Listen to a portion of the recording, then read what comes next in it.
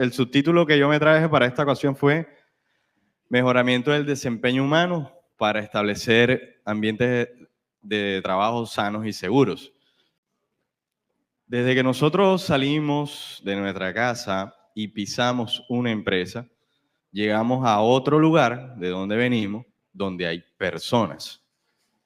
Y ya lo que viene de ahí en adelante, todo ese conjunto de actividades que se van a desenvolver, se desenvuelven por personas.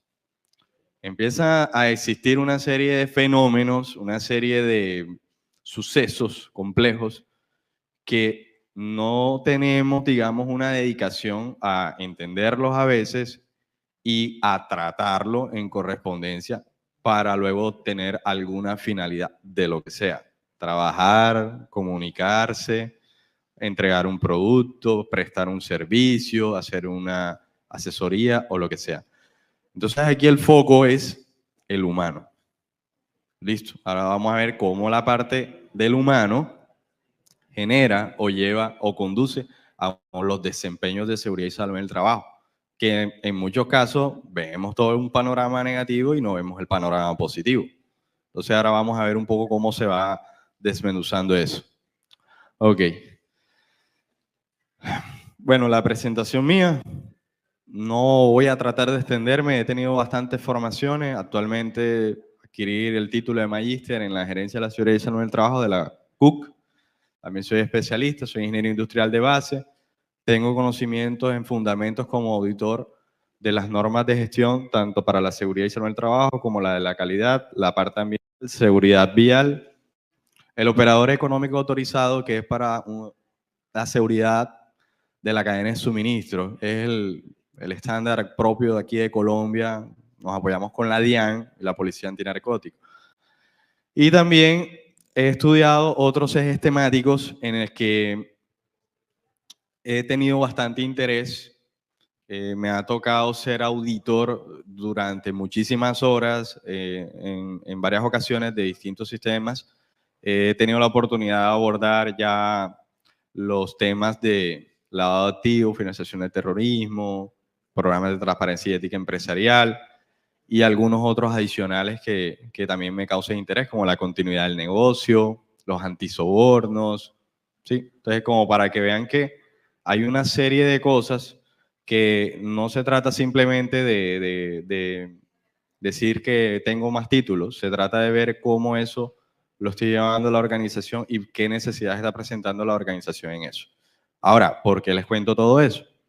Resulta y pasa de que entre tantos sistemas de gestión, el de seguridad y salud en el trabajo tiene una particularidad y es que depende mucho de las personas, desde una decisión, desde la forma de pensar, desde cómo lo que hace se afecta tanto a él como a otras personas. Entonces eso es algo que no hay en los otros sistemas de gestión, de esa particularidad de la naturaleza. Hay actos como el soborno, como el terrorismo, pero no desde la parte, desde una falla de la naturaleza humana. Ya esos son otro tipo de actos. Para iniciar, yo quiero causar agitaciones mentales. ¿Qué vemos acá? Si en algún momento de verdad se han abordado los aspectos de la persona como tal, para yo después de eso poder conseguir objetivos que yo me propongo. Llámese desempeño en seguridad y salud en el trabajo. O que me entreguen una tarea bien hecha. O que no cometa errores ambientales. Los aspectos que marcan a las personas los hemos abordado. Esa es la pregunta de reflexión, porque ¿qué he visto yo? Unas reacciones de persona, como persona, yo, individuo que está observando a otras personas, más que todo juzgando, haciendo mucha crítica física, por decirlo así. Porque hizo eso, yo le dije esto, no me parece lo que está haciendo. Una serie de cosas. Y con esto queremos llegar a tener un conocimiento en realidad de lo que necesitamos para poder mejorar.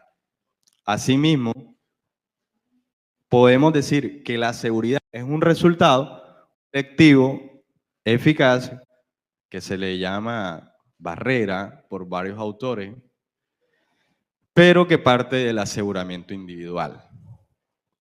Yo vengo a hablar aquí de cultura en seguridad y salud del trabajo. ¿Cuántas personas han dicho esa expresión allá afuera? Muchas, los he escuchado. Y hay que preguntarse cuántas personas saben de qué consta la cultura de seguridad y salud en el trabajo. Si se ha estudiado, si se sabe qué hacer, cómo cambiarla, cómo la trato, cómo la abordo, cómo la califico. Entonces, ahorita vamos a ir resolviendo una serie de preguntas, pero la introducción es que me estoy metiendo desde el factor humano. Bien, cultura organizacional y cultura en seguridad son aristas que pertenecen a una unidad, que si la hablamos como unidad de negocio, es una unidad lucrativa, llámese empresa, pero puede ser una unidad que no sea lucrativa, puede ser una institución, puede ser una fundación. Entonces tendemos el término para que no se quede solo en las empresas, pero aplica. Listo. Tenemos que ver cuál relación hay entre ellas dos. ¿Ya? Entonces, cuando queremos hablar de cultura de seguridad, ya no estamos metiendo con el humano, estamos en un entorno, hablemoslo, ejemplo, empresarial. Ya estamos en ese entorno empresarial, entonces estamos operando dentro de un marco. A veces me ha tocado llamarle la atención a ciertos trabajadores en algún momento en la organización por temas de seguridad y a veces que no son por temas de seguridad. Y a todos les digo lo mismo, cuando usted está acá, está dentro de un marco, patrón, estándar de operación. Si no fuera así, cada quien hiciera lo que quisiera. Y eso no puede ser, porque se generaría un desorden, un caos, la ley de cada quien, a lo que le parezca a cada quien. Entonces, eso hay que entenderlo, porque a veces confundimos respetar la autonomía y el albedrío de una persona sacrificando el comportamiento colectivo dentro de un espacio colectivo. Entonces, son dos cosas que se tienen, pero que se deben cumplir. Una no puede sacrificar a la otra. ¿Ya? Entonces, empezamos por ahí. Cuando llegamos a las organizaciones, entramos a un marco social de relacionamiento colectivo. Bien, ahora, cultura. Solo cultura. Estoy partiendo de lo básico, vamos a ver un tanto de literatura, pero es para poder cimentar un poco el conocimiento. Según Hostidi, lo llama una programación mental, o ellos allá él es sí, americano, pero le llaman, él es de los Países Bajos, de Holanda, pero él estuvo mucho tiempo en Estados Unidos, le llaman el software mental. Es una programación mental colectiva que distingue a los miembros de un grupo o categoría de personas de otras. Y más adelante vamos a ver un paradigma bastante controversial que es que, ¿qué pasa cuando yo veo un grupo como con una cultura y luego otro grupo como con otra cultura y luego otro dentro de una misma empresa? O sea, una de las preguntas también que yo hice a inicios del estudio de esto, ahorita les cuento.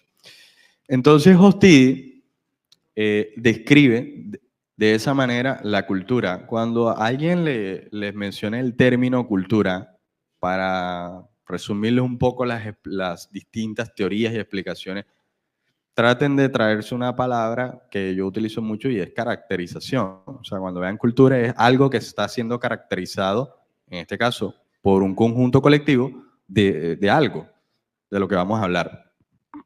Él habla de unas capas o unos niveles.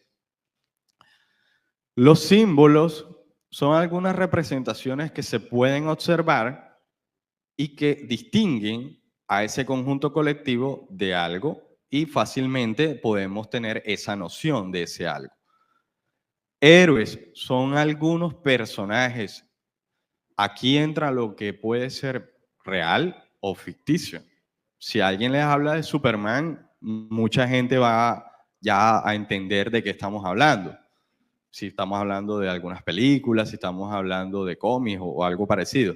Pero se crean ciertos personajes reconocidos que se van volviendo íconos. Y eso genera una incidencia sobre el grupo colectivo.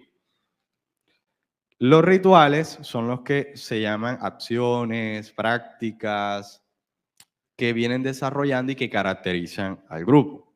Por decir un ejemplo, porque lo podemos llevar a cualquier tipo de contexto. A nosotros acá en la parte de Latinoamérica, a muchos nos gusta el fútbol, pero quizás a otros no. Entonces ahí se van segregando los segmentos y se van dando a conocer bajo ciertas características. Más a fondo encontramos los valores. Para hablar de los valores ya entramos al proceso mental, ¿sí? Ahora, de la parte de los rituales, héroes y símbolos hacia arriba, se pueden denotar con observación de las prácticas. Pero los valores, ¿qué sucede ahí? ¿Se puede o no se puede? ¿De qué forma?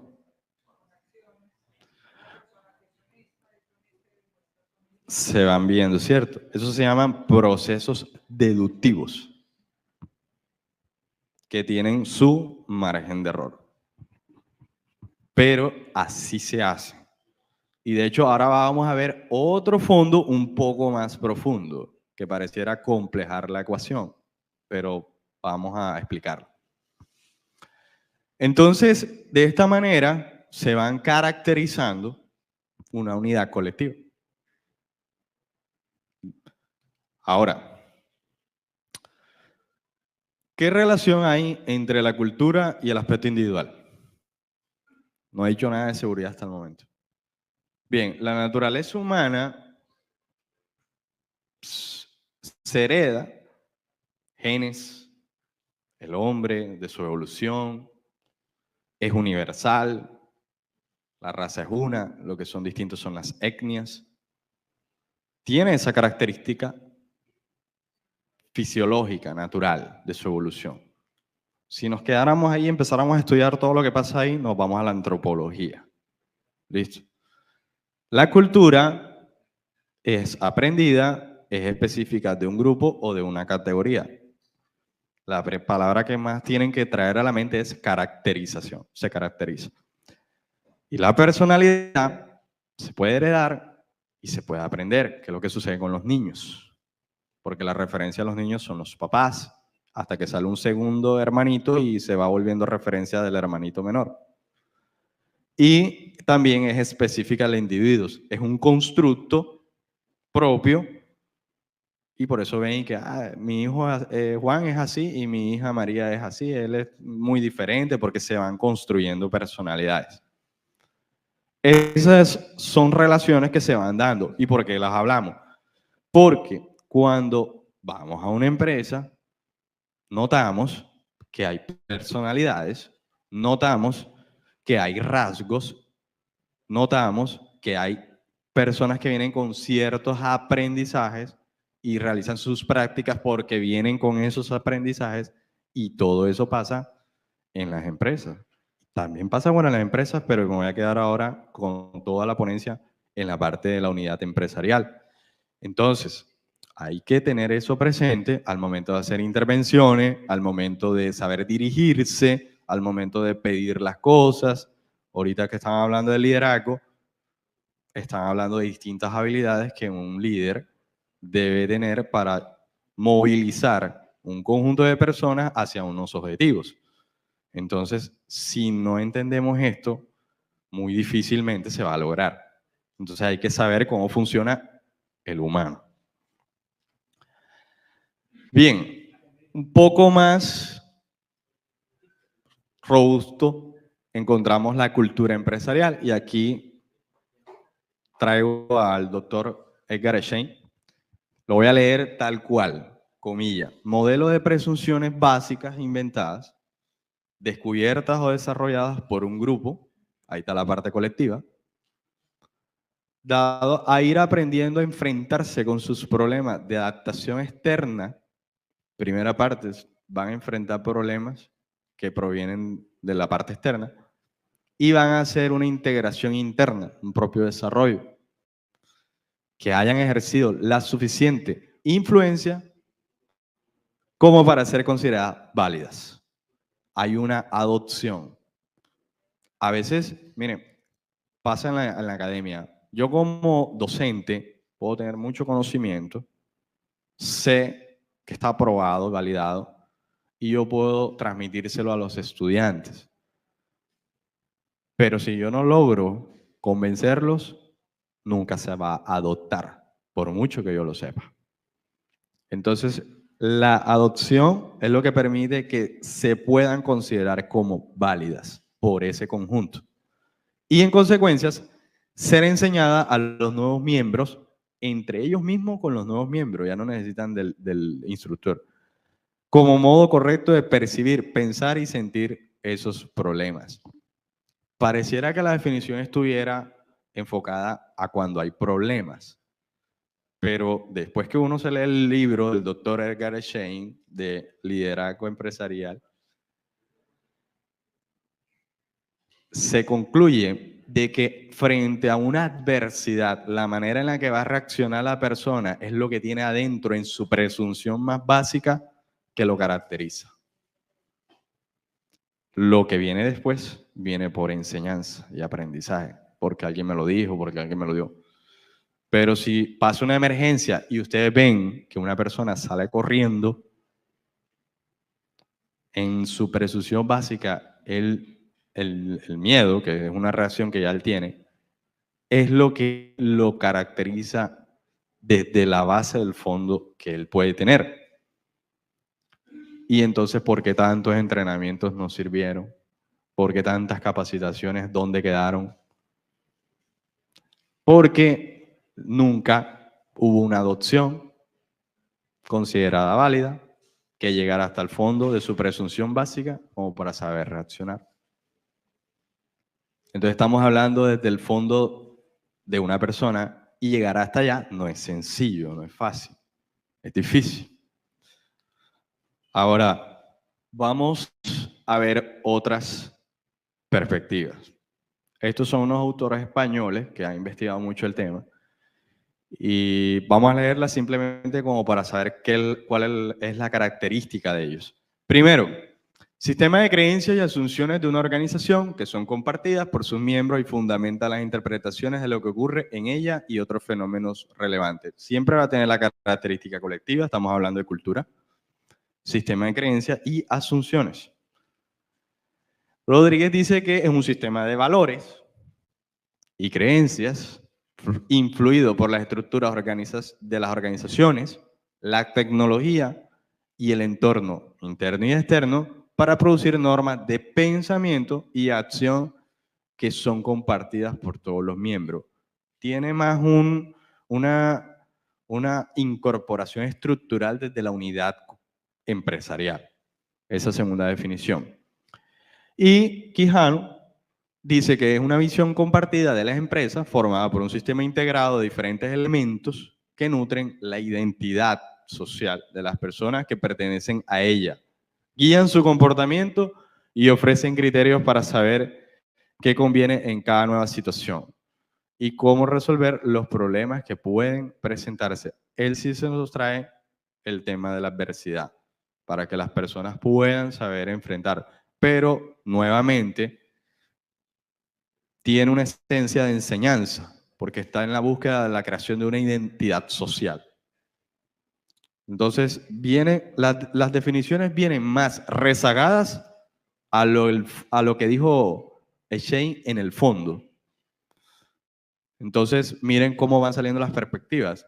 Y ojo que hasta el día de hoy no hay ningún consenso sobre eso. Y lo mismo pasa con la cultura de seguridad. Los niveles de la cultura empresarial. Primero, artefactos y creaciones, ahí está todo lo que podemos observar, todo lo que podemos ver y podemos palpar y decir, como participaban acá con las observaciones. Los valores. Los valores ya vienen creados bajo una conclusión y una adopción que la persona ha hecho después de haber interpretado una información. Esos valores se desarrollan en las personas. Estoy hablando del proceso que ocurre a nivel individual, no de los valores que se cuelgan en una pared en una empresa, sino el valor que ocurre a nivel individual. ¿Sí? Y por último, están las presunciones básicas, que son la manera de reaccionar de la manera más natural que tiene una persona porque así lo ha entendido a modo de supervivencia si lo sometemos a un evento adverso. Estos niveles se caracterizan por la primera parte, visible, y a veces no se descifra. Cuando digo que no se descifra es, vemos, pero no sabemos por completo por qué. No desciframos el por qué bien hecho. Asumimos o suponemos. Y ahorita más adelante vamos a ver qué pasa con eso de cuando asumimos. Los valores, por el desarrollo cognitivo que realiza la persona sobre la información que tiene de algo, genera un estado de conciencia de algo. Y las presunciones básicas son más difíciles de poder identificar porque se requiere de varias cosas. Entrevistas, hablar, observaciones, consideraciones, procesos de aprendizaje que tenga la persona, etcétera, para poder llegar a detectarlas. Y en muchos de los casos son preconscientes. Leyendo un poco sobre algunos estudios de Shane, se dice que lo que los niños van desarrollando en su crecimiento sobre los valores, lo realizan hasta una etapa de los 11 años, de manera inconsciente. Y eso llega, se les crea y ahí queda. Después, para cambiarlo es difícil. Toda esa etapa de adopción se va gestando en los primeros años de vida de una persona y después más difícil cambiarlo. Entonces, los que tienen niños sabrán que modelar el ejemplo es una línea constante, porque si no, eso, lo que el niño va a ver ahí es lo que se le va a ir quedando. ¿Ya? Ahora vamos a pasar al panorama de la cultura de seguridad. Ya entendimos la primera parte, la base, más o menos cómo funciona. Si tienen preguntas al final, lo vamos bien.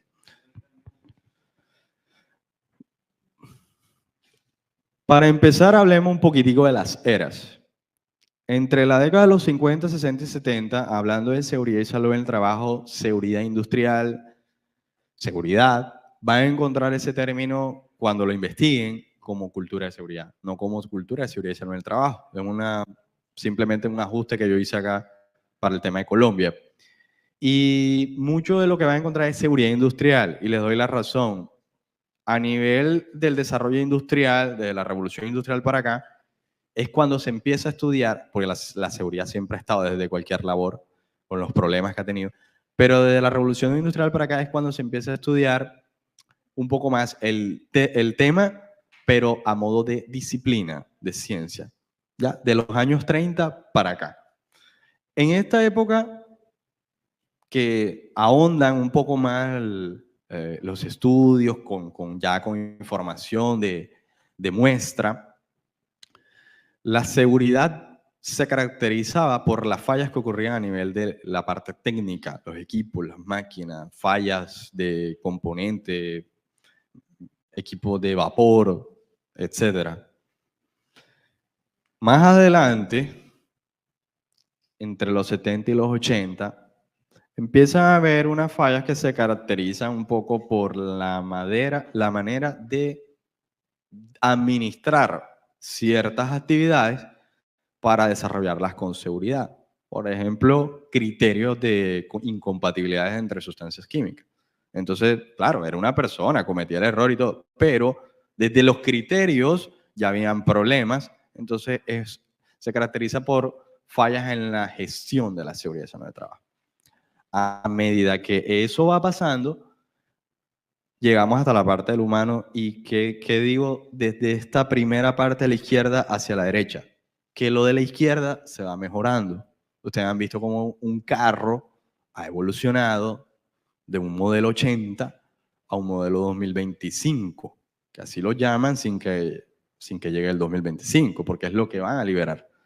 Entonces, miren cómo va evolucionando la parte técnica y cada vez se conoce más. Las fallas se van desplazando hacia los otros que restan. Luego implementamos estándares, legislaciones, reglamentaciones, NTCs, NTPs y muchas más. Y listo, y se empiezan a implementar, se empiezan a dotar, se empiezan a hacer, se empiezan a auditar y de cuantas cosas más de gestión. Y van desplazando las causas de las fallas hacia el extremo, que son las personas. ¿Cuánto estamos trabajando hoy en día en las personas? En cómo funciona la persona, para que no falle. Entonces, ahí voy dejando la parte. Miren la tendencia, ¿sí? Ahora, con ese panorama, me voy por acá hacia la primera vez que salió el término de cultura de seguridad. Yo sé que muchos saben el evento, pero vamos a estudiar qué sucedió frente al término. Ya reconocen el evento, ¿cierto? ¿Sí? La catástrofe de Chernobyl, Ucrania. Ahí nace por primera vez el término.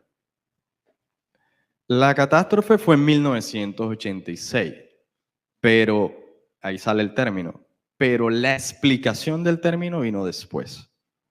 En un cuarto reporte se empezaron a hacer unos reportes que se llaman INSAC, el 1, el 2, el 3, el 4. El 1 fue el que habló de por qué ocurrió el evento. Y de hecho ya lo actualizaron mediante otro reporte que es el 7. En el 4 es donde hablan de la cultura de seguridad. Entonces ellos dicen que la cultura de seguridad es un conjunto de características, esa es la palabra que más debemos usar, y actitudes, lo invoca, en organizaciones e individuos que aseguren que, como prioridad esencial, ahí le está dando grado de importancia, las cuestiones de seguridad de las centrales nucleares reciban la atención que merecen en razón de su significación. Bien, hoy en día hay personas que hablan mucho del término industria de alto riesgo. Entonces, oil and gas, los que son bilingües, minerías, trabajo con manipulación de sustancias cancerígenas, ¿sí? Y reflexión, si vamos a una minera y hacemos un trabajo de pintura o instalar una luminaria en un edificio, 12 metros, el ambiente, el entorno, la gestión de la seguridad, la administración de los proveedores, contratistas y proveedores empiezan a hacer una serie de controles, estoy de acuerdo, pero yo estoy midiendo el grado de importancia que se le está dando al evento, porque la persona va a hacer un trabajo de altura de 12, 14 metros. Sabemos cuál es el riesgo y sabemos cuál es la magnitud en caso de que se llegue a materializar el riesgo. Si venimos a otro panorama donde también llega la persona acá a Barranquilla, es otro edificio que está en el centro y se sube a instalar un foco a 12, 14 metros, no se siente el mismo grado de importancia de seguridad. Y estamos a 12 metros instalando el mismo foco. Entonces, cuando dicen en razón de lo que se merecen, no debe ser distorsionado por los cambios de contexto, porque pasa. Los riesgos seguirán siendo riesgos, porque hay gente que dice, no, en esa empresa sí, en esta no. ¿Ya? Incluso en un entrenamiento de trabajo seguro en altura, también hay que tener las mismas precauciones. Estamos en altura. ¿Ya? Y ahorita hablando de entrenamiento, es una fase de aprendizaje, no es lo mismo en una persona que ya lo hace, que se ha reentrenado y todo. Y ahorita vamos a hablar de lo que pasa del error de esa clase. Bien, ahí surge el término, en paralelo, en este mismo año ocurre la catástrofe del Challenger, cohete, mueren los astronautas. También empiezan a hablar de la cultura de seguridad desde la NASA. Aquí fue la Asociación Internacional de Energía Atómica. ¿Sí? De ahí en adelante salieron otras definiciones y hay más de lo que les estoy trayendo. Pero para mencionar algunas, porque son de sectores. La cultura de seguridad, según Coates y Coates, refleja actitudes, creencias, percepciones y valores que los empleados comparten en relación a la seguridad. El valor primordial que una empresa sostiene sobre la seguridad de los trabajadores y del público, y que es tomado así por grupos y niveles de la organización. Ahí le está dando sentido de importancia, valor primordial. Cooper, su componente de la cultura organizacional, eso es una definición más pragmática, la cual alude al individuo y el trabajo y las características organizacionales que afectan e influyen en la seguridad y la salud. Schiavarelli, valores compartidos, creencias, suposiciones y normas, las cuales pueden dirigir la toma de decisiones en la organización, así como actitudes individuales y grupales asociadas a peligro, seguridad y la correcta realización de operaciones peligrosas. Vienen de sectores diferentes, minería, aviación, industria de los gases. Miren cómo les van dando distintas tonalidades a la expresión, por no decir término, que es cultura de seguridad. Bien, ahora, las manifestaciones de la cultura de seguridad, esto es algo que sí debemos reconocer.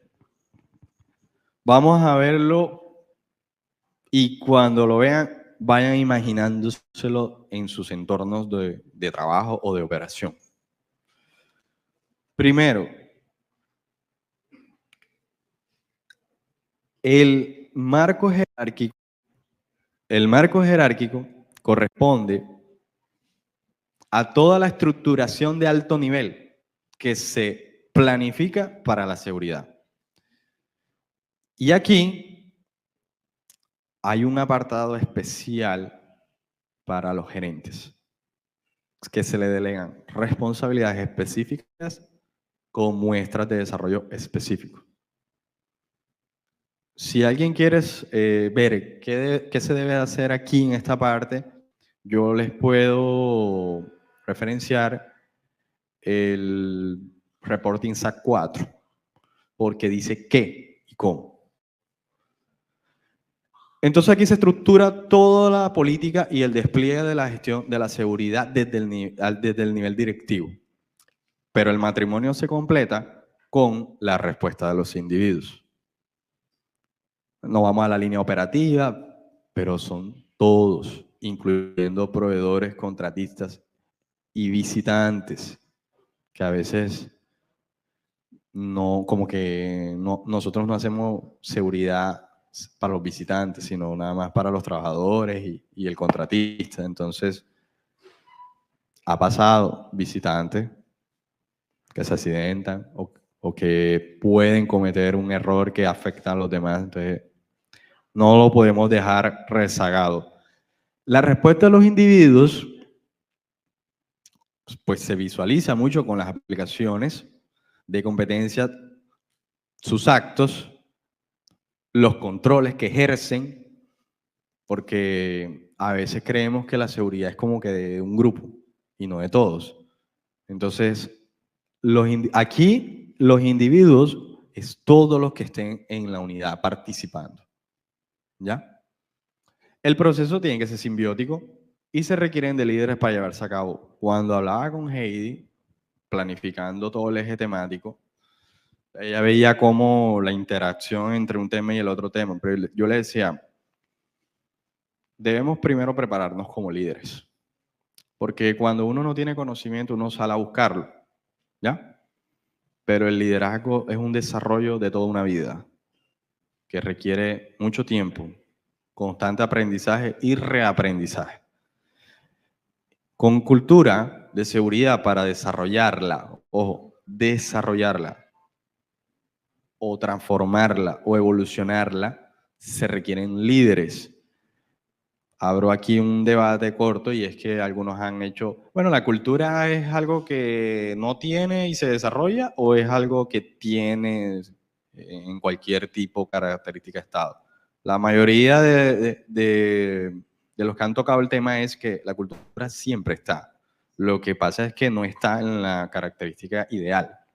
Entonces uno habla de una mala cultura, pero siempre va a estar porque es lo que caracteriza a la unidad colectiva, ¿ya? Eso a modo de debate. Entonces, lo anterior era lo que se requiere para poder obtener un desarrollo de la cultura de seguridad bien conciso, bien ideal. ¿Cómo la podemos ver? No me gusta decir imaginar, me gusta decir más llevarla a ese estado deseado. Vamos a mencionar estas características que son bastante considerables. Primero, se debe desarrollar una conciencia de la importancia. Y ahí hay casos que se pueden mencionar, referir. Cuando yo predico pero no aplico, pues sacan las conclusiones. Cuando un nivel directivo solo está por allá y nunca ha tenido una interacción con la primera línea, ahí pueden sacar conclusiones. Cuando uno hace una auditoría y le pregunta a una persona y la persona empieza a titubear y no sabe qué decir y será que me va a ir mal y la empresa va a quedar mal por mi culpa, ahí se reflejan los grados de conciencia. De hecho, el estándar ISO 45001 dice en el numeral 7.3 toma de conciencia, ¿ya? Entonces, la toma de conciencia yo no la pido con registros, en caso de que yo vaya a hacer una auditoría, sino que yo voy y me percato de ella en modo real. Sí. ¿Sí? Entonces, porque ahí a veces la gente, ¿qué hago aquí? ¿Qué muestro? No es tanto mostrar, es demostrar con las personas que hacen parte de la organización cuál es el grado de conciencia que hay sobre la seguridad que ha definido la compañía en su entorno. Responsabilidad. La asignación y la compresión de funciones se tienen que establecer porque si no hay claridad de ello, no va a funcionar. Y aquí va para todos los niveles. Eso también lo encontramos en el decreto 1072 de 2015, lo encontramos en la resolución 312, pero no estamos pensando en un enfoque de cumplimiento. Estamos pensando en cómo aseguramos la seguridad, ¿ya? El conocimiento y las competencias. Para mí, eso es importantísimo. Hay gente que dice que yo soy muy académico, hay gente que dice, yo también pues soy docente, pero hay gente que dice que me voy a leer literatura, que no todo lo podemos traer. No, no es que no se pueda, es que hasta qué punto lo vamos a llevar. Porque yo no digo que hay que traernos todo y adaptarlo todo, pero hay que ver qué es lo que necesitamos y de lo que necesitamos voy y busco y me lo traigo hasta acá. Ahora, una persona con competencias no es solamente capacitarse, es desarrollar habilidades sobre el tema, demostrarlas, que pasen 6 meses y todavía lo sepa. Porque cuántos hacen algo y ya al mes, eso no es más, al día siguiente creo que ya ni se lo saben. Entonces, eso no es volver a alguien competente. Alguien que tenga competencias, alguien que tiene habilidades para dominar algo. Si es de seguridad, lo que vaya a hacer, un control, una labor, etc. Bueno, me escapé de la autoformación, no se olviden de esa, ¿sí? Y bueno, sigamos el compromiso del nivel directivo. Es imperativo. Hay estudios de psicólogos sobre el efecto de autoridad. ¿Ya? En las organizaciones, por escala jerárquica, el nivel de autoridad tiene una incidencia directamente proporcional a la conducta de las personas. Por eso, desde las políticas se implantan criterios, yo le llamamos disposiciones, que más adelante van a demandar la conducta de las personas que están ahí. Entonces, tiene que haber un compromiso directivo real, pareciera que repitiera algo que ya han escuchado, visible, demostrado, pero tiene que haber hechos y evidencia de eso. Supervisión, en este caso las auditorías de procesos, de gestión y las revisiones que son más de verificación, de monitoreos, llevan el apellido crítico. No es planear, hacer, verificar y ya. Lo crítico nos tiene que llevar a ver de que los resultados que estamos obteniendo son acordes o si necesitamos hacer los ajustes necesarios. No por una no conformidad, no por un más trabajo que me toca hacer, sino porque algo se está quedando por fuera que puede afectar a las personas. Y el nivel de análisis crítico debe provenir de todos los actores, porque es que parece que fuera del que va a verificar nada más. Ejemplo, si yo voy a hacer una auditoría de una tarea operacional, el análisis crítico debe ser de tres. Mía, como la persona que esté interviniendo en la tarea, del supervisor por ser conocedor y la persona que asigna la tarea, y del propio trabajador que ejecuta la tarea. Cuando eso se dé entre los tres, yo no me preocupo por una no conformidad, ni por un reporte de acto inseguro. Y si hay que hacerlo porque nace, se registra para tener historial de saber qué es lo que estamos haciendo y qué nos está pasando y a dónde está apuntando la tendencia. Pero ninguno de los tres vamos a tener que perder el trabajo porque algo malo pasó. Estamos haciendo análisis crítico. ¿Ya? Si se da la conversación y socialización, sería el ideal, lo que se esperaría para que resulte muy bien esa intervención. La motivación, que con ciertos componentes como el liderazgo, la definición de objetivos, el establecimiento de recompensas, incentivos no monetarios, puede llevar a que las personas construyan ese entorno o ese estado que deseamos. ¿Por qué es importante la motivación? Porque todos los seres humanos somos unidades de procesamiento de emociones. Entonces, la motivación da muchos efectos. Autoestima, hacer sentir importante a las personas, lo que está haciendo, cómo aporta a la organización, en este caso, o cómo afecta a la organización, incluso a otros que no hacen parte de la organización. Entonces, estas características, si las tenemos así a la vista y empezamos a hablar, voy reflexionando, de cultura de seguridad, les voy a ir diciendo de que vayan definiendo cuál es esa cultura de seguridad que ustedes quieren. Porque hasta eso yo le he preguntado y mucha gente no sabe la característica de lo que quiere o lo que está pidiendo. Aquí les voy a mostrar modelos de cultura y lo que van a ver son los estados. Vamos a tomar aquí un ejemplo. Westrum, por allá en el año 80 y algo, propone tres estados de cultura de seguridad, un patológico, un burocrático y un generativo. Van a ver que los modelos se parecen, tienen sus semejanzas. Patológico, nadie le importa la seguridad, no hay controles, hazlo como puedan, sobrevivan. Burocrático, lo que diga la alta dirección, lo que diga el mando, porque a veces eran empresas que no tenían ni tanta escala estructural. Entonces era un supervisor o algo que dijera qué hacer con la seguridad. Y un generativo, alguien que sí pensaba en la seguridad, empezaba a realizar ideas de seguridad, a planificar mayor las cosas con seguridad para realizar las labores muy bien. Parker.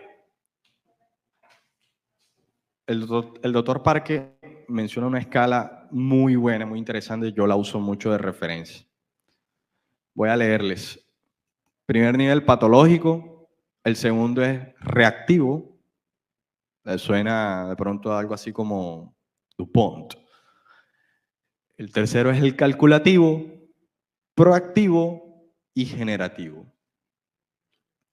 La mayoría de las empresas en Colombia, por mi experiencia, están en nivel calculativo y le sigue reactivo. Queremos cumplir y hacer las cosas para cumplir, porque pareciera que me contrataran para cumplir. ¿Ya? Entonces, ¿de qué depende? El entorno donde estoy. ¿El nivel directivo le importa o no le importa la seguridad? ¿A la gente que está, quiere aportar o no quiere aportar a la seguridad donde yo estoy? Entonces, todos esos, ¿cómo le llamaban en la novela? Le llamaban y que lo que callamos los profesionales de seguridad y salud en el trabajo, empiezan a contar todas las historias que les han pasado. Bueno, yo con los que he hablado les empiezo a decir, prepárense muy bien para llegar a muy buenos entornos o para cambiar los entornos. Porque por más que ustedes lleguen a una parte donde las cosas parecen que no funcionan, en el tiempo van a cambiar. Van a cambiar por rotación de personal, van a cambiar porque alguien se volvió un líder, van a cambiar porque pasó un evento catastrófico que nadie quiere que vuelva a pasar. Las cosas van a cambiar. Entonces yo lo que le digo a los profesionales es prepárense y empiecen a ir cambiando los entornos, porque todos quisiéramos trabajar en la superempresa. Yo quiero trabajar allá, yo quiero trabajar allá, yo quiero trabajar allá. ¿Sí? Entonces, nosotros podemos ir cambiando el chip un poco y dando otros resultados hacia otro lado, mejor, más positivo. Entonces, la escala de Parker la uso para definir a veces los estados de las empresas. DuPont nos habla de un estado del instinto o el reactivo, el estado de vigilancia, el estado de, o creo, no sé, del independiente y el interdependiente. Bueno, propuesto por Bradley, que fue un ex militar, se incorporó a DuPont y empezó a hablar del tema, y hoy en día DuPont tiene una unidad exclusivamente académica de innovaciones para hacer incorporaciones en las empresas. Tiene 2 elementos ese modelo, por si lo quieren implementar. Cuesta bastante, para que lo sepan. El modelo internacional de gestión del riesgo de la industria minera, el MIR, tiene 5 estados: vulnerable, algo así como el patológico, el reactivo, el de cumplimiento, el calculativo, proactivo y un resiliente. Una palabra que han escuchado últimamente, que se habla mucho. ¿Alguien ha escuchado, si puede alzar la mano para yo poder percatarme, el término o la expresión ingeniería de la resiliencia? Ok, no pasa nada. Bien, ya que este modelo lo menciona, la empresa que se prepara frente, pues, a la adversidad, a los escenarios negativos, los riesgos, estamos hablando ahí gestión de riesgo, desde el control de la variabilidad de los procesos y de las conductas humanas empieza a desarrollar resiliencia. Entonces, ¿desde cuándo se está desarrollando resiliencia? Desde finales de los 80. Y yo les acabo de hacer una pregunta, no para hacerlo quedar mal, no, sino para que vayan un poco a indagar qué está pasando con este nuevo foco. Se utiliza mucho para abordar situaciones complejas. Hace poco viene una noticia de un buque grande que tuvo un accidente en Estados Unidos en un puente. Ese tipo de eventos se investigan desde análisis de variabilidad de muchos conjuntos de aspectos. El exponente, para que lo puedan consultar, uno de los mayores exponentes del término de ingeniería de la resiliencia, no es el inventor, es el doctor Eric Holnagel, en conjunto con David Woods y Nancy Levinson, que trabaja en la NASA, la industria aeroespacial. Hicieron hicieron ese compendio sobre la ingeniería de la resiliencia que ya otros autores ya vienen trabajando. Dominic Cooper, Sidney Dekker, muchos más. ¿Por qué es imperativo abordarlo? Porque los problemas complejos no se resuelven con modelos simples. Control total de pérdida, la teoría de denominador del James Reason, árbol de causa, que es una metodología completamente lineal. Y por mencionarles uno, Holnagel les presenta el modelo FRAN, un modelo de investigación de accidentes que tiene en cuenta el tema de la variabilidad o la resonancia que existe en ciertos procesos. Listo.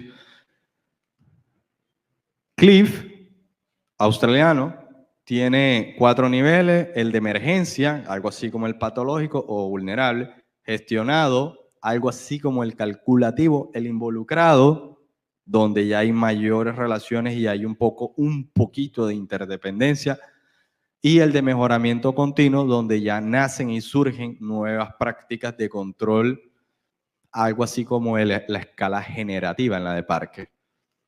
Por acá tenemos el ICSI. ¿Sí lo han escuchado? ¿No? Está por ahí sonando bastante, de moda, es francés, ya han venido acá, tienen convenio con Mutual Ser en Chile, etc. ICSI es muy corporativo, yo lo recomiendo mucho.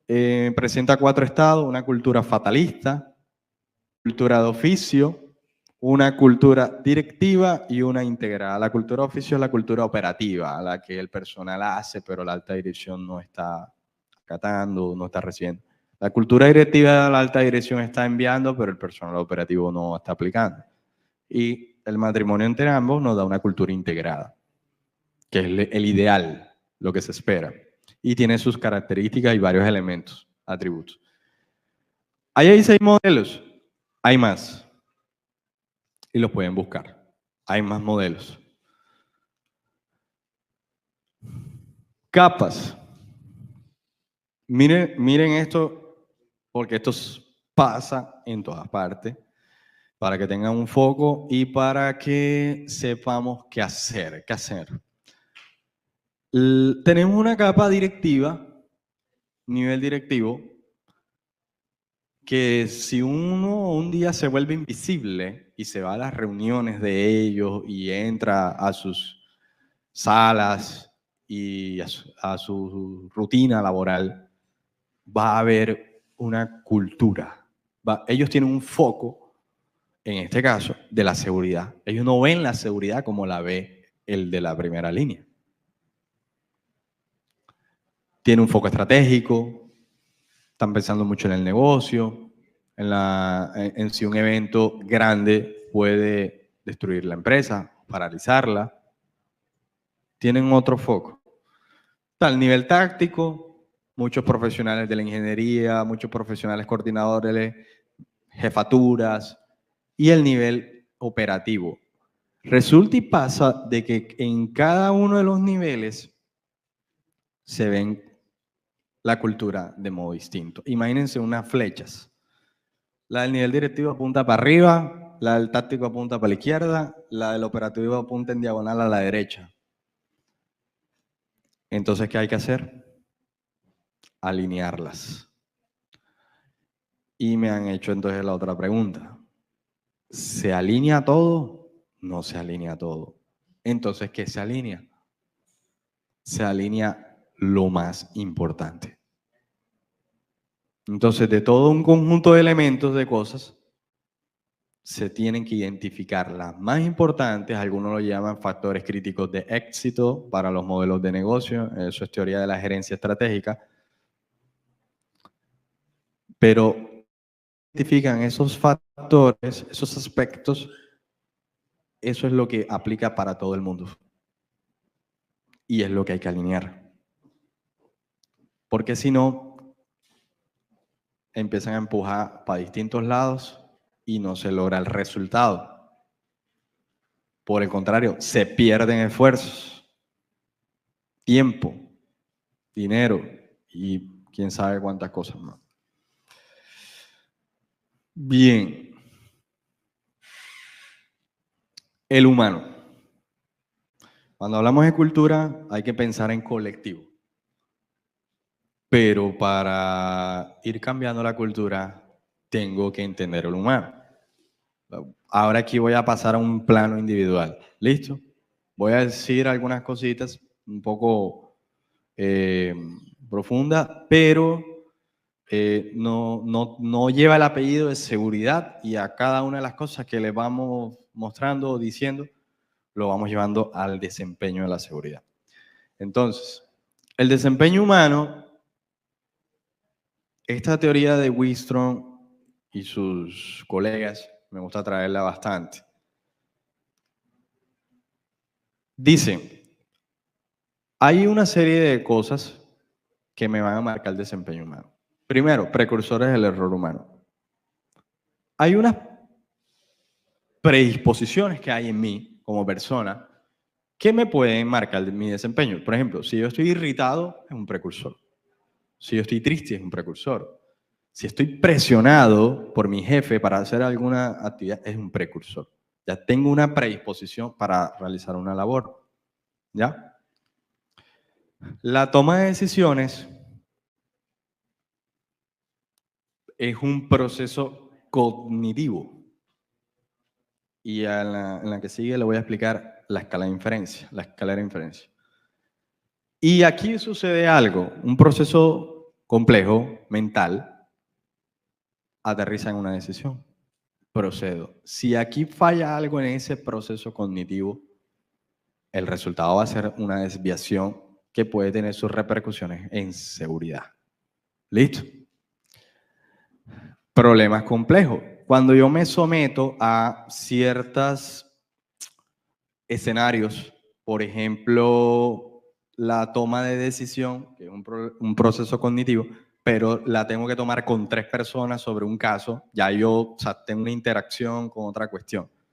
Si estoy subordinado y estoy siendo dirigido, en este caso, por una persona, estoy sometiendo a un escenario de complejidad. Ahí suceden muchas cosas, ahí hay una interacción de varias cosas. ¿Ya? Y a eso agréguenle todas las variables.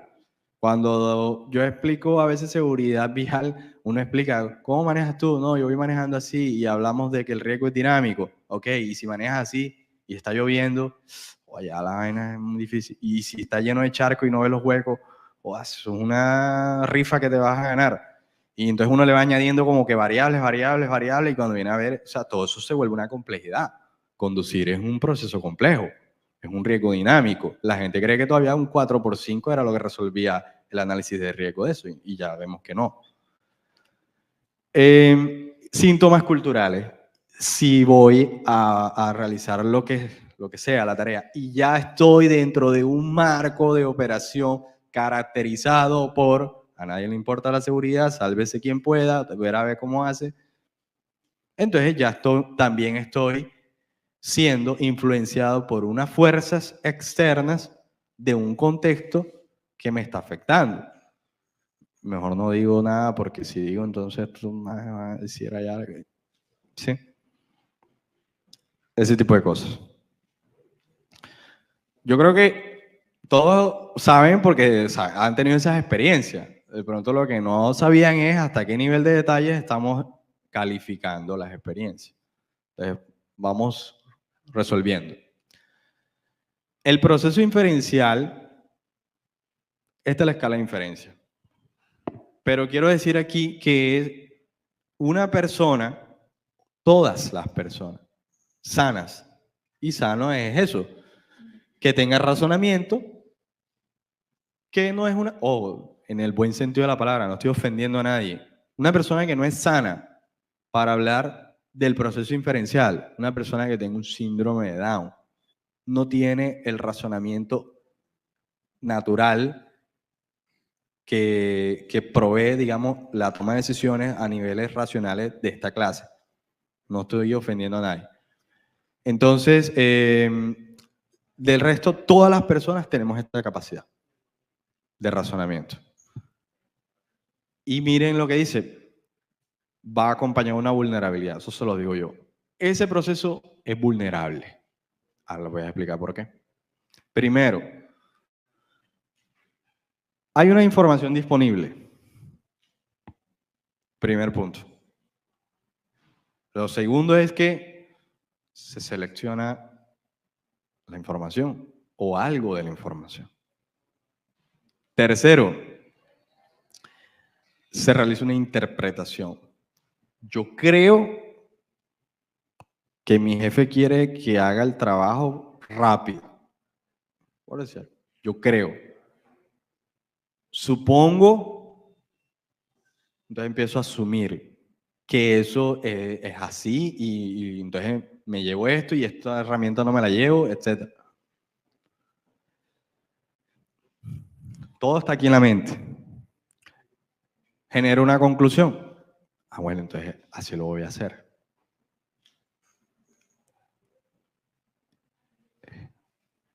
La creencia quiere decir que ya lo valoré. Yo mi trabajo lo hago así.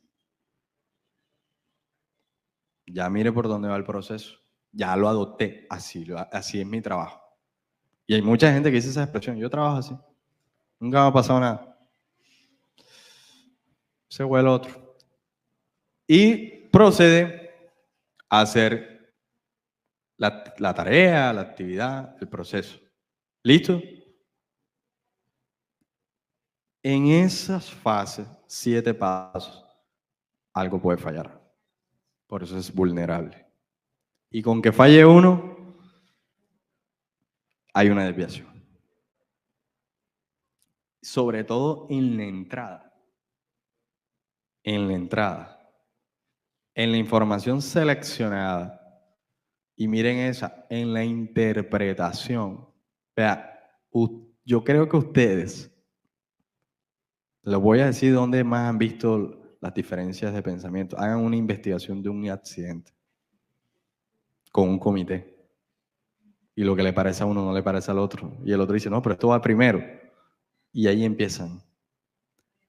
Y ya saben lo que está pasando aquí en cada uno. Por eso dicen que cada mente es un universo. Pero ¿qué es esto? El proceso de la escalera de inferencia es un proceso cognitivo vulnerable. Entonces, antes de hacer un juicio, la próxima vez, ya sea por una investigación, ojalá que no, o cualquier comentario, observación de algo que ustedes estén estudiando sobre las personas, acuérdense de que están hablándole a un humano que tiene una complejidad humana desde su naturaleza. Y que nosotros también o sea, el que lo va a decir, que también la tiene. Ya. Entonces, quería que supieran esa parte de cómo funciona el proceso inferencial. El enfoque del error humano, que es un fenómeno que le pasa a la persona, errar. Todos. El enfoque clásico dice que cuando hay un error, por eso se dio el accidente. Y que desplegamos automáticamente medidas como sanciones, vamos a hacer otro procedimiento, audítalo, inspeccionalo, dale 16 observaciones mensuales. No, 32. Bueno, dale una diaria, 30. Y tecnificación, no, pon la máquina, hay que ponerle más, ponle más guarda, o sea, yo no sé por qué alguien, o sea, yo hago a veces unos comentarios sencillos. Si alguien pisó mal, no, que no vio el hueco y todo, o sea, y empieza la persona se quiere desligar de responsabilidades. También son actos humanos que vienen de los valores, que vienen de presunciones. Y yo le digo, pero si tuviste el hueco, ¿por qué pasaste por ahí? Oh, pero tienen que arreglar el piso. Sí, claro, vamos a arreglar el piso. Pero ¿por qué pasaste por ahí? Si hubieran arreglado el piso, pero ¿por qué pasaste por ahí? Pero es que no arreglan el piso y el mantenimiento no, ya se le ha avisado y no arreglan el piso. De acuerdo, pero ¿por qué pasaste por ahí? El casco, el cuento del casco. ¿Por qué no te pones el casco? No, pero es que nadie se lo ha puesto. Pero tú no tienes casco. No, sí, sí. Ok. Ah, pero yo sí, pero él no. Bueno, vamos por parte. Ahora voy con él, pero estoy contigo. Tú, ¿por qué no te pones el casco? Ahora voy con él, pero tú, ¿por qué no te pones el casco? No, pero es que no tienes casco. No te asignaron el casco. No, sí. Entonces, ¿tú por qué no te pones el casco? No, porque es que no me han dado casco. Ah, bueno, entonces solucionemos ese problema con una asignación, con una dotación. Pero a ti te lo dieron, tú tienes el casco ahí, no te lo pones, no es por el otro, no es por el otro, porque es que nos queremos desligar de la responsabilidad. Entonces hay que ver qué es lo que está pasando en las personas. El enfoque justo es el siguiente. El error humano es un síntoma de que el sistema no funciona correctamente. Entonces yo tengo que decir que el que no se está poniendo el casco es una persona que tiene unas valoraciones que ha aprendido en tantos años en la empresa de que eso no es importante. Yo tengo que cambiar la valoración, yo tengo que cambiar la directriz, yo tengo que cambiar la percepción que él tiene sobre el análisis de riesgo para considerar que no se va a poner un casco. Y no pensar en solo culpabilizarlo. ¿Ya? Entonces, si ven cómo el enfoque es bastante contraopuesto. La solución frente al error humano es entenderlo para poder mejorar el sistema. Si alguien cree que va a hacer un plan de acción o una serie de actividades para llevar el error humano a cero, no lo va a lograr. Y la respuesta es porque el error humano, que es una condición de la persona, que es un fenómeno natural, proviene de la variabilidad dinámica, la variabilidad que tiene la persona de hacer algo, desde cómo se siente hasta de cómo lo hace. Por eso no hay plan de acción que pueda con eso. Los autores ya dicen, lo que podemos hacer es mitigar los efectos del error humano. ¿Listo? Entonces, como para que no se desgasten buscando cómo llegar al cero error humano. Les voy a recomendar que hagan la lectura cuando puedan de la teoría del error humano de James Rison. ¿Listo? Ahí vamos a aprender detalladamente todos estos estudios que vienen desde Rison, desde Rasmussen en el 68 y Rison por acá en el 80. No, Rison viene desde los 30 hacia acá, pero el error humano viene más hacia adelante cuando él ya sacó sus teorías del estudio. Ahorita les mencionaba, no es lo mismo el error de un aprendiz que el error de un experto. Los estudios que indicaron, un tiro al blanco, una diana. El aprendiz, por ejemplo,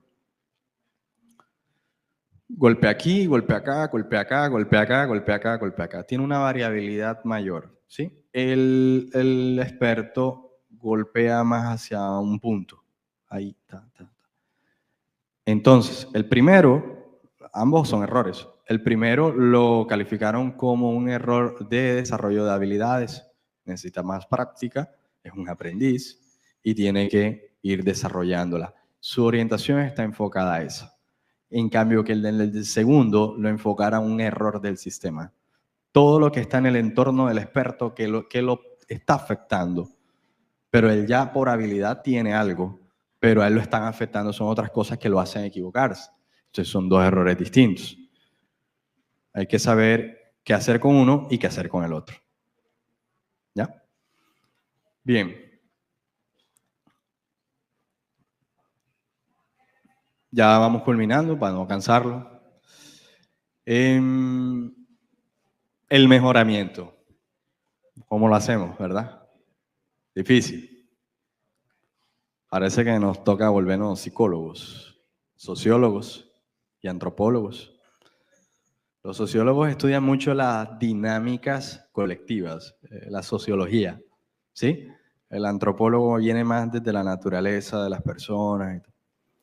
Y bueno, ya las ramas se han ido especializando un poco más a ciertos componentes. En este caso ya se habla de psicología de la seguridad. Ya la pueden estudiar exclusivamente por ahí. El modelo Lippic-Noster es un modelo de cambio que surge por adopción de innovaciones. ¿Ya? Es organizacional y lo podemos utilizar para hacer la transformación cultural. Consta de unos elementos que se deben tener para lograr ese cambio exitoso.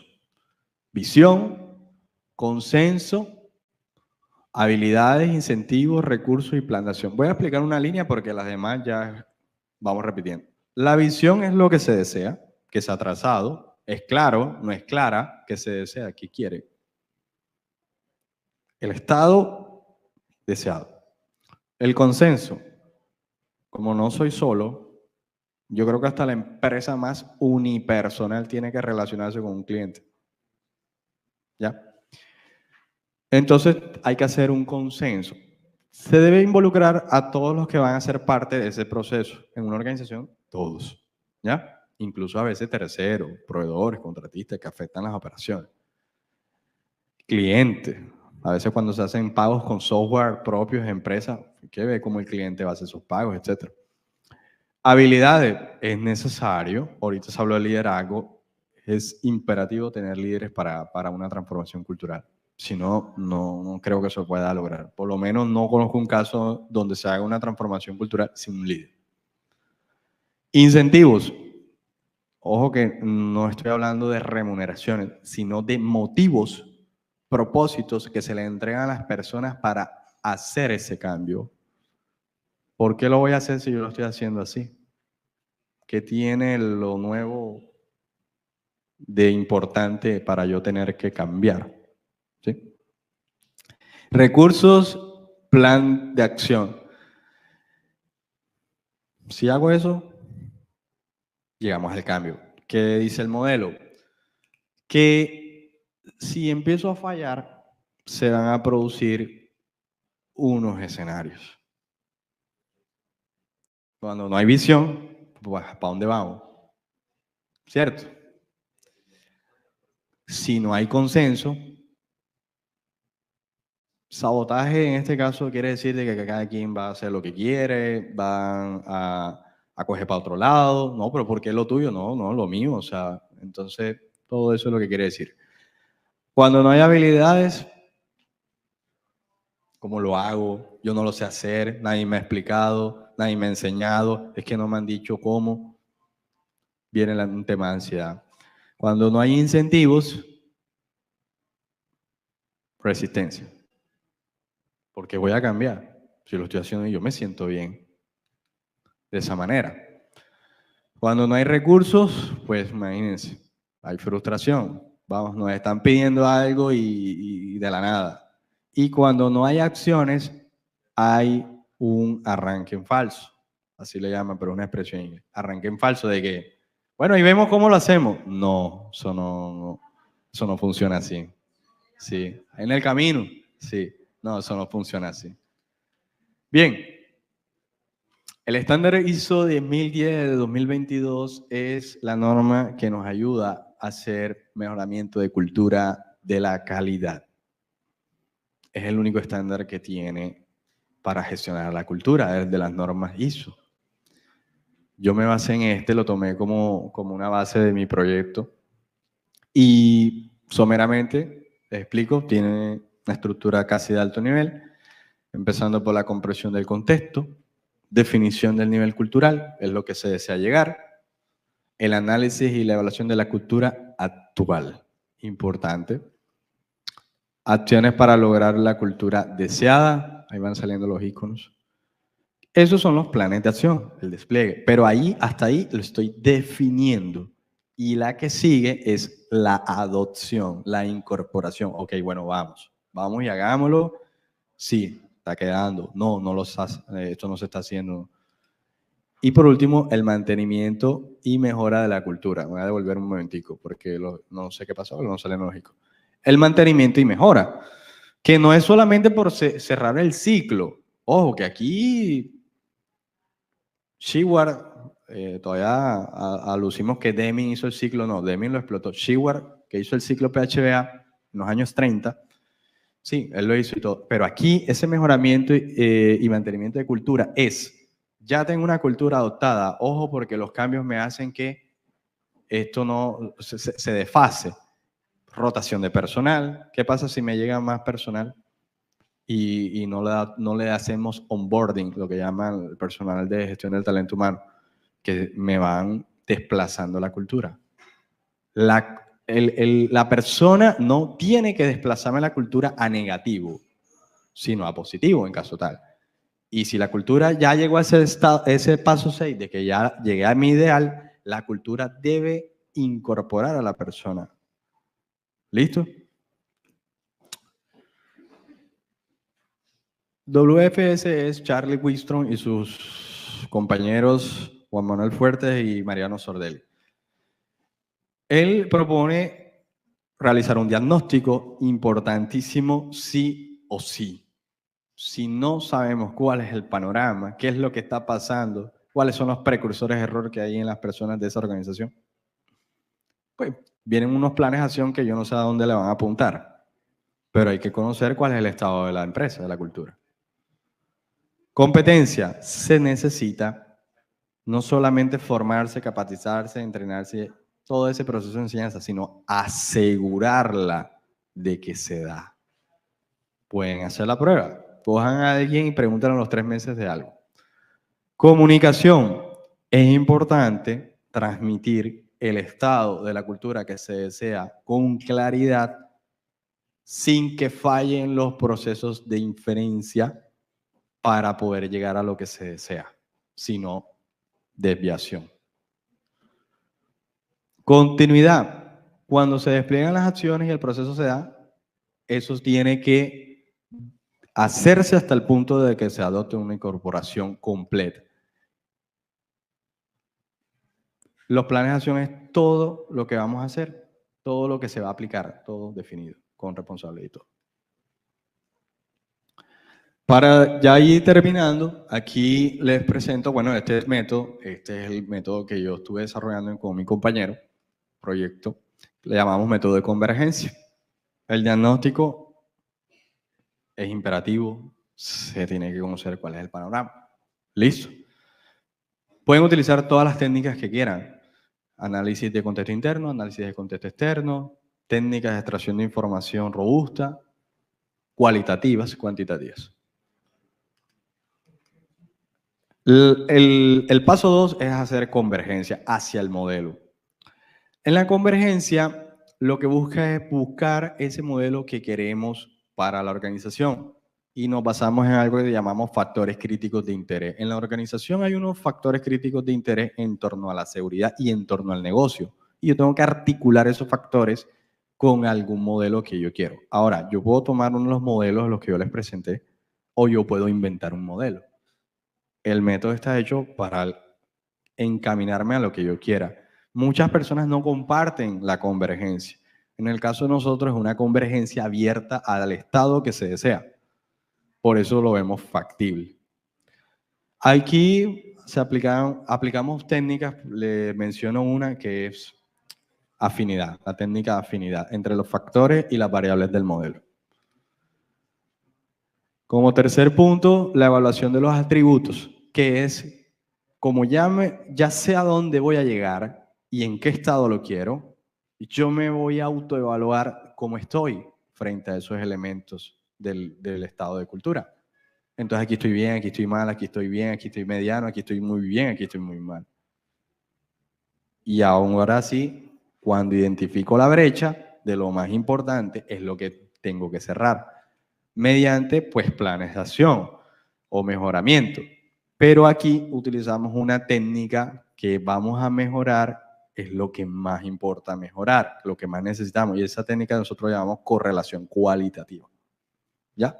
Entonces, de los elementos que hay que fortalecer más, se proponen una serie de alternativas y la que mejor correlación tenga para volverla positiva, esa es la solución que vamos a implementar.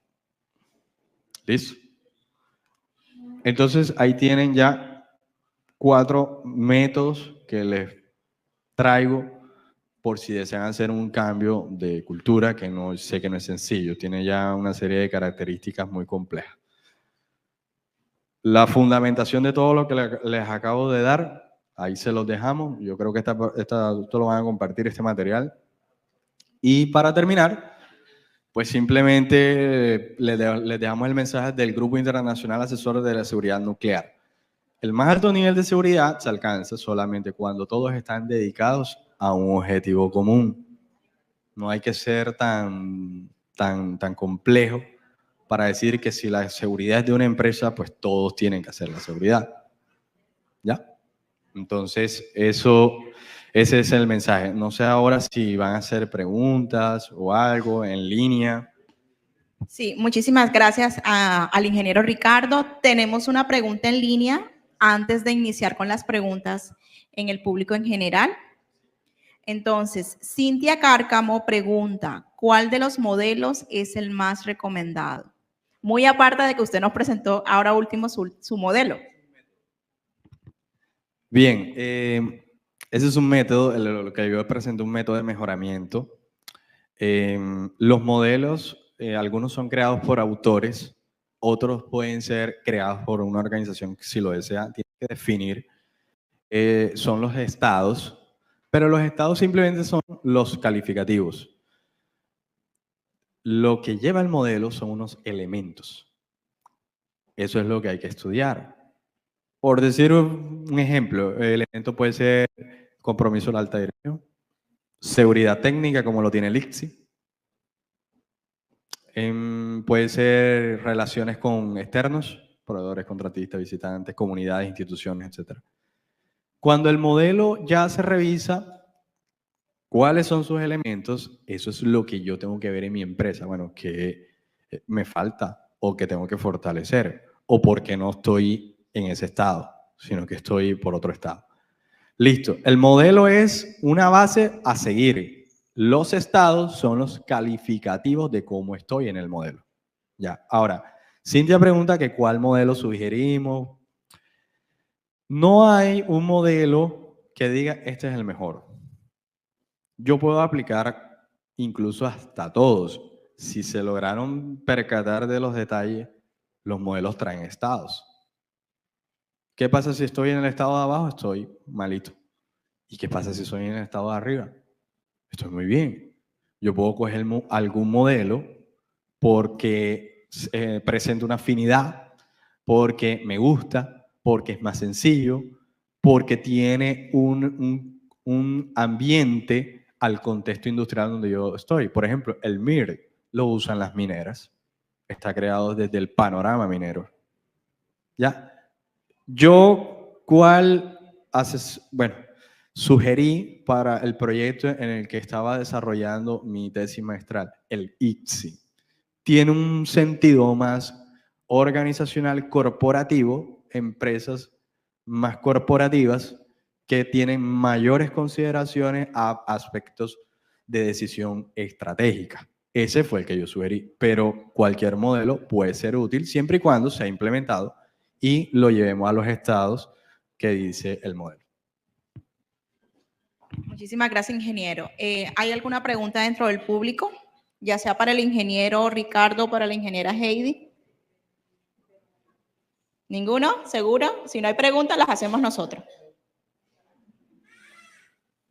No, no estamos en clase, ¿cierto? ¿Una pregunta? Listo, ya te paso el micrófono. ¿Puedes acercarte un poquito? Ya pasamos. Dame un segundo. Sí, acércate para que te podamos ver acá adelante. Ay, perdóname.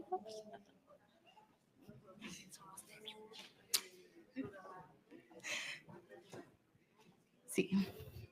Por acá, por favor, para que te puedan ver. Buenos días. Señor, soy aprendiz del tecnólogo en gestión humana, actualmente en un parqueadero en el aeropuerto. Resulta que yo llegué aquí, pues, o quise entrar a este evento de divulgación buscando respuestas, porque resulta que cuando llego me entregan la actividad, la primera que me entregan es de realizar los estándares mínimos. Para mi sorpresa, en mi formación en la competencia de seguridad y en la competencia de seguridad y salud en el trabajo, vimos como tal cómo se realiza ese proceso, pero al no conocer la empresa o al apenas estar conociéndola, pues me quedo como que miércoles, ¿y ahora qué hago? Si digo que no sé, entonces, ¿en dónde está lo que sí aprendí o lo que pude desarrollar? Pero si me arriesgo a hacerlo sin tener las herramientas, pues cometería un error. Resulta que yo me apoyé de muchas personas y pregunté y al fin saqué adelante la actividad. ¿Qué estoy notando en este lugar de trabajo? El dueño del parqueadero es un señor que era piloto y el señor, pues, no sé si es que no se preocupa por su personal o si es que las ideas que yo estoy intentando transmitirle no son tenidas en cuenta porque soy un estudiante o porque soy una practicante, y de manera constante escucho que me dice, no, pero es que igual tú te vas a ir. O sea, él se enfoca más en el tiempo de mi práctica que en lo que yo estoy intentando. De pronto, a mí no me importa, ni siquiera si me quedo o me voy. O sea, eso no es lo que me interesa. De verdad yo tengo una preocupación genuina por el personal, sobre todo porque en ese espacio está la floración del caracol africano, y resulta que en estos días yo voy pasando, o sea, ya había dejado de importarme, para ser sincera, ya había dejado de importarme eso. Yo como que, sí, como que voy a hacer lo que tengo que hacer aquí, ya no voy a generar tanto problema, porque es que resulta que cuando las personas intentan implementar nuevas ideas o hacer algo bueno por alguien, hay resistencia. Yo sabía eso, yo decía, me voy a dar mala vida, voy a hacer lo que tengo que hacer aquí, ya, cumplo mi horario y no busco problemas con nadie. Pero resulta que en estos días voy y cuando voy caminando me encuentro con uno y yo, miércoles, empecé a pensar en todo el personal que ni siquiera puede llegar a tener idea y el peligro que hay. Yo asistí a otro evento de divulgación en donde amplificaron la información sobre el caracol africano y yo estaba pensando hasta en patearlo y de repente me acuerdo, ay Dios, hay muchos que tienen bebés, tienen niños pequeños, se dan la mano entre ellos, tratan con las personas del aeropuerto, y preguntaba, pues entonces, ¿cómo lo hago para poder ser tenida en cuenta y no solamente me desechen porque soy una práctica? Gracias. Bueno, este es un caso cuando yo mostré el desempeño humano, 4 elementos, en el que el tercer caso se llama procesos complejos, porque hay interacciones de varias cosas. Entonces, ¿por qué hoy en día se falla? Se falla porque lo que se utiliza para abordar el caso no es correspondiente. Si yo le digo a una persona, pero cuídate, tú sabes que te puede pasar algo, no lo hagas, hasta ahí, hasta ese punto, no puede ser adoptado, ¿ya? Entonces yo tengo que primero entender por qué él tiene esa visión de las cosas.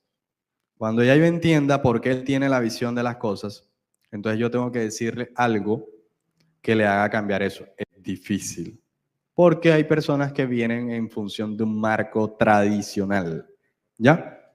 Pero resulta y pasa de que cuando sí funciona, porque funciona. Funciona porque tú no le estás haciendo cumplir algo que para él no tiene un valor. sino que funciona cuando tú le hagas sentir a él algo que le va a producir el valor. Ejemplo, una serpiente. Laboramos en zonas boscosas, que hay animales y todo. Si yo no le digo a la persona solo las consecuencias de una capacitación, de una imagen, de una pierna, cuando es mordida, la toxina, el veneno, es algo que de manera aguda, como el accidente agudo, desaparece. El mensaje desaparece. Pero si yo hablo con la persona y lo abordo hacia lo que le representa valor a él, puede ser, ejemplo, su familia. Entonces decirle, mira, tú sabes que tú eres consciente de que si te pasa algo, ¿cómo va a quedar tu familia? Y no quisiéramos llevar siempre el escenario negativo, ¿ya? Pero esa es una manera. Entonces, si tú dejas a tu familia sola, tú sabes cómo queda. Vale la pena de que tú te accidentes al punto de perder la vida, porque la empresa va a seguir. Yo no creo que quieran cerrarla, ¿ya? Y yo de esa manera tengo que identificar en las personas qué es lo que le produce valor o no le produce valor. Porque incluso teniendo una buena solución sobre algo funcional, no le produce valor. Y si no le produce valor, no voy a cumplir con el objetivo. Entonces, para el caso en el que ella tiene, independiente, ¿verdad?, de los 6 meses que ella dice, de parte de ella hay un proceso de aprendizaje que él lo quiere y lo desea conseguir. De parte de ellos está en que en el tiempo que tengan una persona haciendo sus intervenciones dentro de la empresa, le genere la mayor contribución. Entonces, cuando eso no se da de esa manera, pues hay un completo desvío del foco hacia las contribuciones. Pero para sanar un poquito la frustración, busca las soluciones, como tú lo vienes haciendo, que yo sé que sí los has intentado, pero al mismo tiempo empieza a comprender en los otros a los que les quieres transmitir las soluciones qué es lo que le está produciendo valor sobre las cosas. Porque eso cambia, lo que le produce a uno no es lo mismo lo que produce al otro, ¿ya? Entonces, por ahí es por la resolución de problemas complejos. Gracias, ingeniero. Otro punto que señaló y que es muy importante es que para montar o hacer el cargue de los estándares mínimos de la resolución 0312 se requiere una persona con licencia en seguridad y salud en el trabajo. Y nuestros aprendices no tienen esa licencia. Y eso es que los tengamos claro todos. El aprendiz pone en práctica o pone al servicio de la empresa su conocimiento, pero tienen un alcance y no corresponde al aprendiz hacer un cargue de estándares mínimos, porque para eso, cuando se hace la creación del segundo usuario, que es el responsable del sistema de gestión, nos piden una licencia en seguridad y salud en el trabajo y un curso, sea de 50 o de 20 horas en sistema de gestión. Entonces tampoco te correspondía. Listo. Exactamente, muchísimas gracias.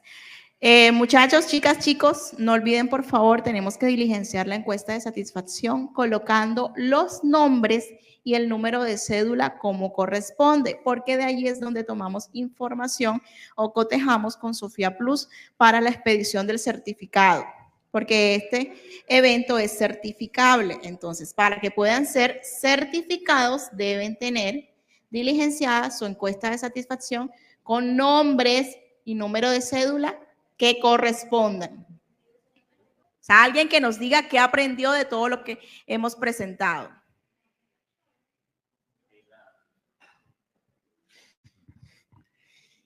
Buenas. Aprendí muchas cosas.